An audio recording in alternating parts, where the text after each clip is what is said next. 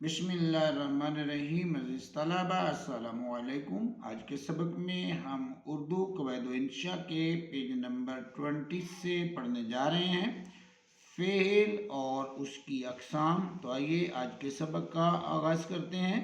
अज़ीज़ तलबा, आपको ये वीडियो पसंद आए और इन्फॉर्मेटिव लगे तो वीडियो को लाइक और चैनल को सब्सक्राइब ज़रूर कीजिएगा ताकि हर नई आने वाली वीडियो आप तक बआसानी पहुँच सके। अजीज़ तलबा, फ़ेल वो कलीमा है जिससे किसी काम का करना या होना किसी ज़माने में मालूम हो। जैसे नईम आया, ताहिर ने किताब पढ़ी। फ़ेल का ताल्लुक़ ज़माने के साथ होता है और ज़माने की तीन किस्में हैं। नंबर एक, ज़माना माजी, जो गुज़र चुका है उसे ज़माना माजी कहते हैं। और नंबर दो, ज़माना हाल, वो ज़माना जो मौजूद है उसे ज़माना हाल कहते हैं। और अज़ीज़ तलबा, तीसरे नंबर पे है ज़माना मुस्तक़बिल। आइंदा ज़माने को ज़माना मुस्तक़बिल कहते हैं। अज़ीज़ तलबा, उसने कहा ज़माने की तीन किस्में हैं, एक माजी है, एक हाल है और एक है मुस्तक़बिल। तो माजी जो होता है, जो गुज़रा हुआ, पीछे जो ज़माना रह गया होता है, जो गुज़र चुका होता है, उसको माजी कहते हैं, यानी पास्ट कहलाता है। और जो मौजूदा ज़माना, जिसमें जो हाल होता है, मौजूदा होता है, जिसमें हम रह रहे होते हैं, उसको जो है वो ज़माना हाल यानी कि प्रेजेंट कहते हैं। और जो अभी आने वाला ज़माना है, अभी आना है जो वक्त, उसको मुस्तक़बिल यानी कि फ्यूचर कहते हैं। तो आगे इसी अलावा उसने यहाँ पर जो है वो फ़ेल की कुछ अक़साम जो है वो बयान की हैं। तो उसने यहाँ पर फ़ेल की जो है वो 12 अक़साम जो है वो बयान किए हैं। तो आइए हम उनको जो है वो स्टडी करते हैं। नंबर एक है फ़ेल माजी, नंबर दो फ़ेल हाल, नंबर तीन फ़ेल मुस्तक़बिल, नंबर चार फ़ेल मुज़ारे, पाँच पे फ़ेल अमर है और छठे नंबर पे फ़ेल नई, सातवें नंबर पे फ़ेल लाजिम, आठवें नंबर पे फ़ेल मुतअद्दी, नौवें नंबर पे फ़ेल मारूफ, 10वें नंबर पे फ़ेल मजहूल, 11वें नंबर पर जो है जी तलबा फ़ेल ताम है और 12वें नंबर पर जो है वो है फ़ेल नाकिस। अजीज़ तलबा, ये याद रहे कि फ़ेल के लिए फ़ाइल की भी मुख्तलिफ हालतें होती हैं, मसलन गायब, हाजिर, मुतकल्लिम, और फिर वाहिद होगा या जमा होगा। चुनांचे फ़ेल की 6 सूरतें और दर्जे हो जाएंगे, जैसे वाहिद गायब, जमा गायब, वाहिद हाजिर, जमा हाजिर, वाहिद मुतकल्लिम और जमा मुतकल्लिम। अज़ीज़ तलबा, मुतकल्लिम कहते हैं कलाम करने वाले को। तो 6 उसने जो है यहाँ पे सूरतें यानी कि दर्जे या सीगे जो है वो बना दिए हैं।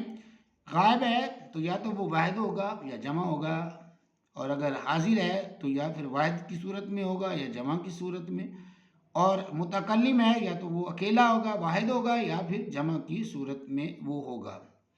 अज़ीज़ तलबा, इन दर्जों को सीगे कहते हैं। किसी फ़ेल को इन सीगों में तब्दील करना, कोई भी फ़ेल है तो उनको इन 6 सीगों में तब्दील हम जब करेंगे तो उसको गर्दान कहते हैं, यानी कि तब्दील करना गर्दान कहलाता है। अज़ीज़ तलबा, फर्स्ट ऑफ ऑल हम जा रहे हैं फ़ेल माजी की तरफ। हम जो है वो देखते हैं कि फ़ेल माजी क्या है। वो कहते हैं फ़ेल माजी यानी कि पास्ट। फ़ेल माजी वो फ़ेल है जिससे किसी काम का करना या होना गुज़रे हुए ज़माने में मालूम हो। जैसे नदीम गया, फरीदा ख़त लिखती थी। आगे अज़ीज़ तलबा है फ़ेल माजी की किस्में। फ़ेल की तो अज़ीज़ तलबा उसने 12 अक़साम बयान की हैं। और अगर ये पेपर के हवाले से इम्तिहानी नुक्ता नज़र से जो है वो MCQs बनता है कि फ़ेल की कितनी अक़साम है, तो वो तो हम बयान करेंगे कि फ़ेल की जो है वो 12 अक़साम है। और अगर वो पूछता है फ़ेल माजी की कितनी किस्में हैं, तो वो भी हमें जो है वो अज़बर होनी चाहिए, हमें अज़बर करनी है, ताकि इम्तिहानी नुक्ता नज़र से हम इसकी अक़साम भी जो है वो तादाद के लिहाज से बता सकें। फ़ेल माजी की किस्में, नंबर एक माजी मुतलक है, नंबर दो माजी करीब, नंबर तीन माजी बाइद, नंबर 4 पे चौथे नंबर पे माजी शक्किया, पाँचवें नंबर पे अज़ीज़ तलबा माजी तमन्नाई और छठे नंबर पे है माजी इस्तिमरारी। تو اسی طلبہ پھر ماضی کی 6 اقسام اس نے جو ہے وہ بیان کی ہیں، اور فرسٹ آف آل اس نے جو ہے وہ ماضی مطلق کے حوالے سے جو ہے وہ بات کی ہے۔ اب ہم دیکھتے ہیں ماضی مطلق کو۔ عزیز طلبہ، ماضی مطلق وہ فعل ہے جس میں کسی کام کا کرنا یا ہونا صرف گزرے ہوئے زمانے میں معلوم ہو، لیکن یہ معلوم نہ ہو کہ گزرا ہوا زمانہ نزدیک کا ہے یعنی قریب کا ہے یا دور کا۔ مثلاً وہ آیا تم گئے، یہ ماضی تو ہے لیکن اس میں یہ کنفرمیشن نہیں ہے کہ یہ گزرا ہوا زمانہ قریب کا ہے یا کہ دور کے زمانے کی جو ہے وہ بات ہو رہی ہے، ہو تو ماضی کی بات رہی ہے۔ عزیز طلبہ، اس کے بعد ہے ماضی مطلق بنانے کے طریقے۔ بعد مصدروں کے آخر سے نہ ہٹا کر عزیز طلبہ الف لگا دینے سے ماضی مطلق بن جاتی ہے۔ مصدر کے آخر سے اگر ہم نہ ہٹا دیں اور الف لگا دیں، نہ ہٹا کر الف لگا دیں تو کیا بن جاتی ہے؟ ماضی مطلق بن جاتی ہے۔ جیسے لکھنا سے لکھا، عزیز طلبہ لکھنا جو ہے یہ مصدر ہے، تو اس کے آخر سے اگر ہم نہ کو ہٹا دیتے ہیں اور الف کو لگا دیتے ہیں تو یہ بن جائے گا فعل، مصدر سے یہ فعل میں تبدیل ہو جائے گا۔ تو یہ لکھنا سے بن جائے گا لکھا، اور پڑھنا سے بن جائے گا پڑھا، یعنی کہ پڑھنا جو ہے یہ مصدر ہے اور اس کی نہ ہٹائیں گے اور الف کو لگائیں گے تو پڑھنا سے پڑھا بن جائے گا، پڑھنا مصدر ہے اور پڑھا جو ہے یہ فعل ہے۔ اس کے بعد ہے دوڑنا۔ دوڑنا کی جو ہے وہ نہ ہٹائیں گے اور الف جو ہے وہ لگائیں گے تو دوڑنا سے دوڑا بن جائے گا، تو دوڑنا مصدر ہے اور جو دوڑا ہے وہ فعل ہے۔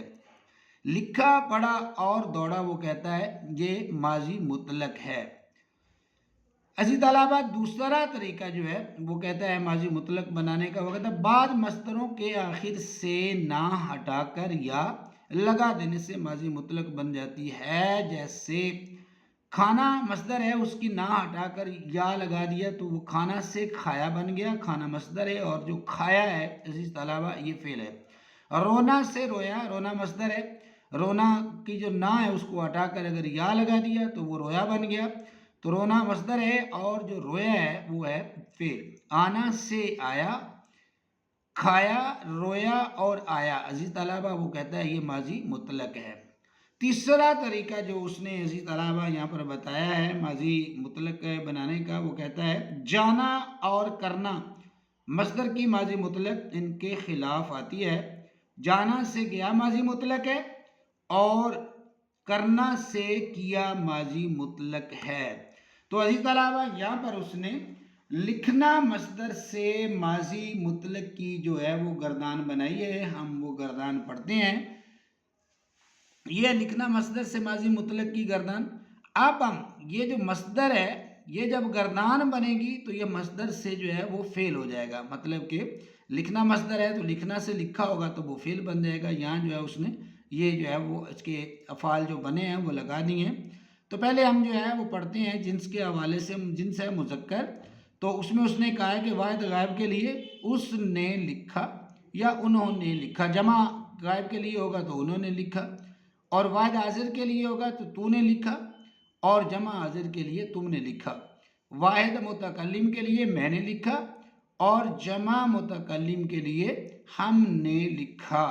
تو عزیز طلبہ یہاں پر جو مؤنث کا جو صیغہ اس نے بنایا ہے یا مؤنث اور مذکر کا صیغہ جو ہے وہ تقریباً سیم ہے، بعض گردانیں ہم پڑھیں گے تو اس میں فرق جو ہے وہ مذکر اور مؤنث کا ضرور آئے گا۔ تو مؤنث کا صیغہ ہے اس نے لکھا، انہوں نے لکھا، تو نے لکھا، تم نے لکھا، میں نے لکھا، ہم نے لکھا، یہاں پہ جو ہے وہ تقریباً سیم بن گیا۔ تو عزیز طلبہ یہ تھا ہمارا آج کا سبق، ملتے ہیں ہم انشاءاللہ نئے سبق کے ساتھ، تب تک کے لیے اپنا بہت سا خیال رکھیے گا، اللہ حافظ۔